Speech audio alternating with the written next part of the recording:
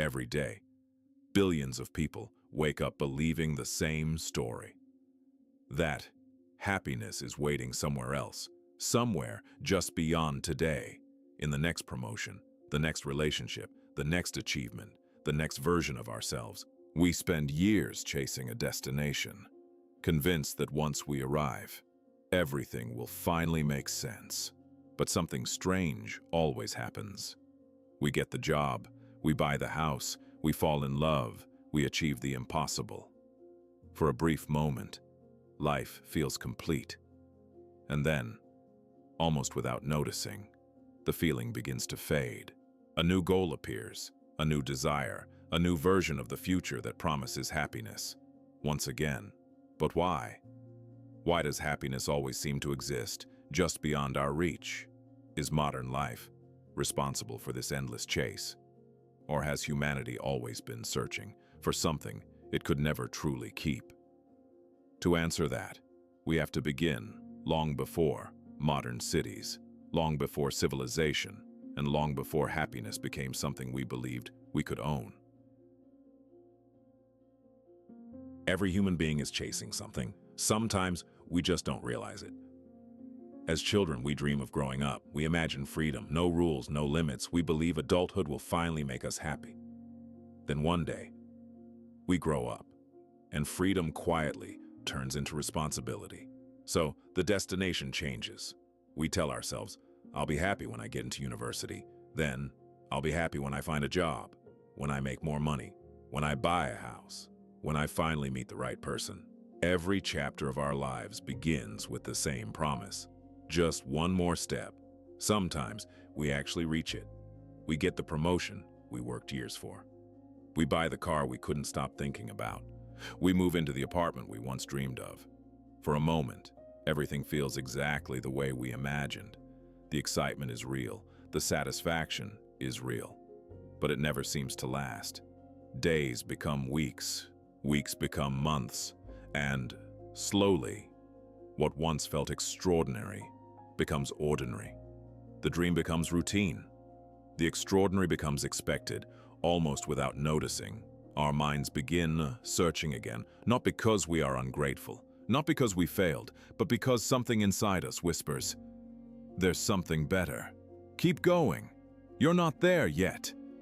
It is a voice almost every human being has heard. Quiet, constant, impossible to satisfy. It convinces us that happiness isn't here, but somewhere ahead, somewhere just beyond the next achievement, the next success, the next version of ourselves. We rarely stop to ask a simple question. What if the destination isn't moving? But our minds are. What if happiness isn't disappearing, but we were never designed to hold on to it for very long? If that's true, then this endless chase didn't begin with modern life. It began long before cities, long before money, long before civilization itself. To understand why, we have to look inside the human brain, because the answer may have been with us since the very beginning. For a long time, people believed happiness was something they simply hadn't found yet. But modern science tells a different story. The problem may not be where we're looking. It may be the way our minds were built. Imagine you are one of the first humans. There are no cities, no money, no governments, only forests, predators, and uncertainty. Every single day is a fight to survive. In that world, satisfaction could be dangerous. Imagine finding enough food for today and deciding that was enough. While you rest, someone else keeps searching. They gather more food, they find safer shelter, they prepare for tomorrow. When winter arrives, who survives? Evolution doesn't reward those who stay satisfied. It rewards those who keep moving, those who keep searching, those who believe there might always be something better just over the next hill. That instinct helped our ancestors survive, but the world changed far faster than the human brain did. Today, most of us aren't running from predators, yet our minds still behave, as if survival depends on chasing the next reward. A new phone, a better salary, more followers, a bigger house, another achievement. Every reward creates a brief moment of excitement, but our brains are remarkably efficient. What feels extraordinary today quickly becomes normal. Psychologists call this hedonic adaptation, the tendency for human beings to return to a familiar emotional baseline even after major positive changes. It explains why the excitement of a dream job slowly fades, why the new car eventually becomes just a car, why yesterday's impossible dream becomes today's ordinary routine. But this isn't a flaw, it's a survival mechanism. If our ancestors had remained completely satisfied after every success, they might have stopped exploring, stopped preparing, stopped adapting, and eventually stopped surviving.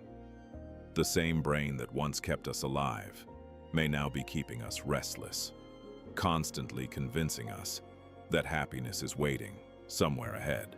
Which raises an unsettling question. If our own minds are designed to keep moving, has humanity ever truly believed that happiness could last? Or have we been asking the wrong question for thousands of years, long before neuroscience, long before psychology? Philosophers and spiritual traditions had already begun searching for the answer, not in the future, but within the human condition itself.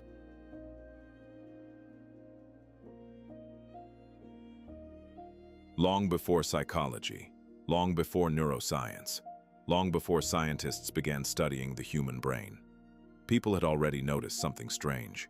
No matter how much they achieved, happiness never seemed to last.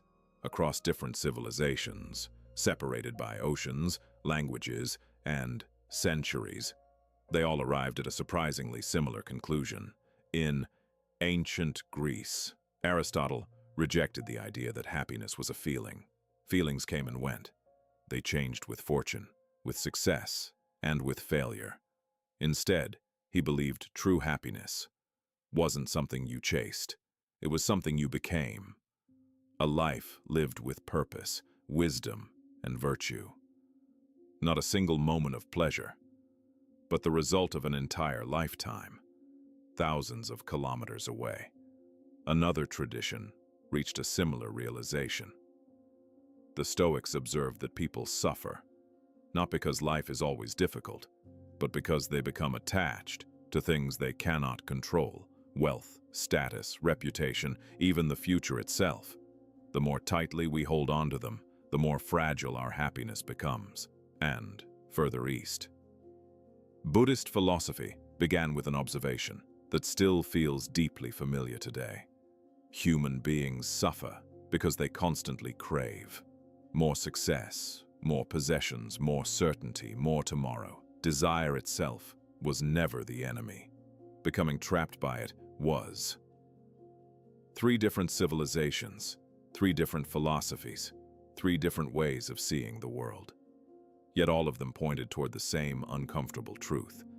Happiness cannot be secured by endlessly changing what is outside you, because the thing creating the endless chase has always been within. Thousands of years passed. Empires rose and collapsed. Religions spread. Technology transformed the world.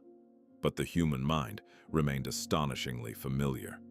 We still search, we still compare, we still believe that happiness is waiting, just one more step ahead. And perhaps no civilization has mastered that illusion more effectively than our own. If our ancestors struggled against nature, we struggle against something far more subtle: an economy built on dissatisfaction. Every day, thousands of messages compete for your attention, not by telling you what you have, but by reminding you of what you don't. A better body, a better career, a better vacation, a better phone, a better life. Every advertisement carries the same invisible promise: you are only one purchase away from becoming happier. Social media follows the same pattern. Millions of carefully selected moments presented as ordinary life.